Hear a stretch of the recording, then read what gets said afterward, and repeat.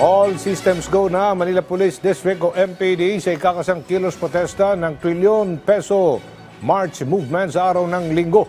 Sa programang Bagong Pilipinas ngayon, sinabi ni MPD spokesperson Police Major Philip Ines na kabilang sa kanilang babantayan ang bahagi ng Mendiola at palibot ng Malacanang at US Embassy.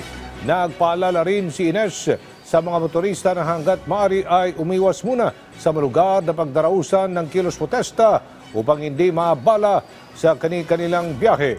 Kung saan inasang aabot sa 300,000 ang makikisa sa kilos protesta para ipinawagan ang pagpapanagot sa mga nagnakaw ng pera ng bayan. Sa November 28, itataas na sa full alert status ng NCRPO ang kanilang alerto binapaganda sa kilos protesta.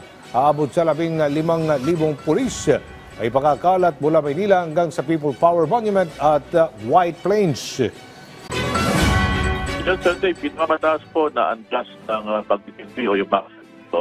Pero gusto po natin paalala sa ating mga kababayan na meron po itong limitasyon.